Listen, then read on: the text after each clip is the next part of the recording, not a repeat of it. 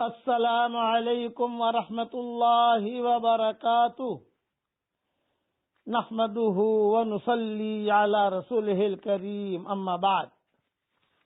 آج کا سبق سن لیجئے۔ آج کے سبق کی سرخی ہے حضور صلی اللہ علیہ وسلم کے خاندان کے بارے میں تفصیل، پارٹ نمبر 10۔ اب حضور صلی اللہ علیہ وسلم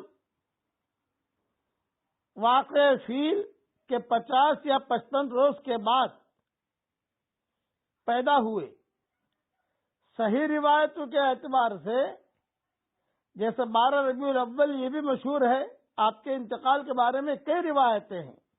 ایک روایت یہ ہے کہ 8 ربیع الاول پیر کے روز پیدا ہوئے۔ ایک روایت یہ ہے کہ 12 ربیع الاول کو پیدا ہوئے۔ جو بھی ہے، خلاصہ کلام یہ اپریل کا مہینہ تھا اور سن 570 عیسوی تھی۔ مکہ مکرمہ میں صبح صادق کے وقت حضور صلی اللہ علیہ وسلم پیدا ہوئے۔ عثمان ابن ابی العاص رضی اللہ تعالیٰ عنہ کی والدہ فاطمہ بنت عبداللہ فرماتی ہیں کہ میں حضرت صلی اللہ علیہ وسلم کی ولادت کے وقت میں آمنہ کے پاس موجود تھی، تو اس وقت یہ دیکھا کہ تمام گھر نور سے بھر گیا اور دیکھا کہ آسمان کے ستارے جھکے آتے ہیں۔ یہاں تک کہ مجھ کو یہ گمان ہوا کہ کہیں یہ ستارے مجھ پر آ گریں گے۔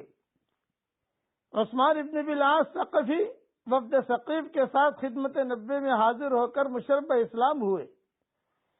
حضرت صلی اللہ علیہ وسلم نے ان کو طائف کا عامل مقرر فرمایا۔ حضرت عمر کے زمانے خلافت تک برابر طائف کے عامل رہے۔ پھر سن 15 ہجری میں حضرت عمر نے بجائے طائف کے عمان اور بحرین کا عامل مقرر فرمایا۔ قبیلہ ثقیف کو مرتد ہونے سے عثمان ابن ابی العاص سے بچایا۔ یہ ان کی والدہ تھی فاطمہ، جو حضور کے انتقال کے وقت غریب تھی۔ وہ خدمت جو والدہ ان کے والدہ نے کی تو اللہ نے ان کو یہ درجہ دیا عثمان ابن ابی العاص کو۔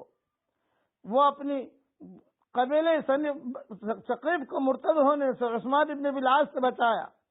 اس وقت اپنی قوم کو مخاطب بنا کر یہ فرمایا کہ اے ثقیف، اے طائف والو، تم سب سے اخیر میں اسلام لائے، لیکن مجھے ڈر یہ ہے کہ کہیں سب سے پہلے اسلام سے پھر نہ جاؤ، اس لیے اسلام مت چھوڑو۔ تو طائف والوں نے ان کی بات مانی اور بات مان کر پورا کے پورا طائف والے اسلام پر برقرار رہے۔ انہیں جو رتبہ ملا، یہ شاباشی ملی عثمان ابن ابی العاص کو ان کے والدہ فاطمہ بنت عبداللہ کی وجہ سے، کہ فاطمہ بنت عبداللہ یہ حضور صلی اللہ علیہ وسلم کی ولادت کے وقت میں آمنہ کے پاس موجود تھی۔ ارباز ابن ساریہ سے مروی ہے کہ رسول اللہ صلی اللہ علیہ وسلم کی والدہ ماجدہ نے حضور کے ولادت بسعادت کے وقت جب حضور پیدا ہو رہے تھے، ایک نور دیکھا، نور جس سے شام کے محل روشن ہو گئے۔ یہ روایت مسند احمد اور مستدرک حاکم میں بھی ہے۔ ابن حبان فرماتے ہیں کہ یہ روایت صحیح ہے، اور سارا کا سارا گھر نور سے بھر گیا، اور سارے کے سارے لوگ کہنے لگے مکہ مکرمہ میں بھی ایک نور۔ جب پیدا ہوئے حضور صلی اللہ علیہ وسلم تو 2 دن تک حضور نے دودھ نہیں پیا۔ حضرت عائشہ فرماتی ہیں کہ یہودی مکہ میں بغرض تجارت رہتا تھا۔ جس رات میں آپ پیدا ہوئے تو مجلس میں قریش سے دریافت کیا کہ اس رات میں کوئی لڑکا پیدا ہوا ہے؟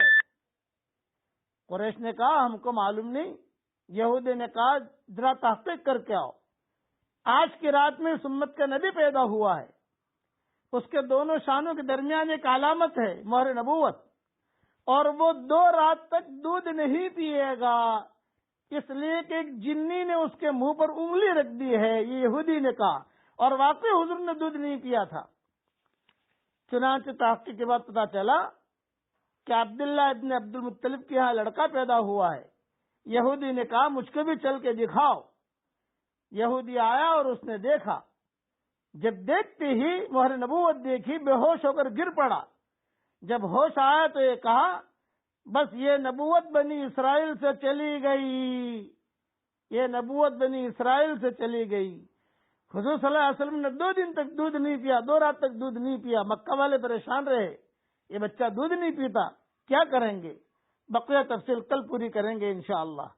پر درود شریف پڑھیے، یا رب صلی وسلم دائما ابدا علی حبیبک خیر الخلق کلہم۔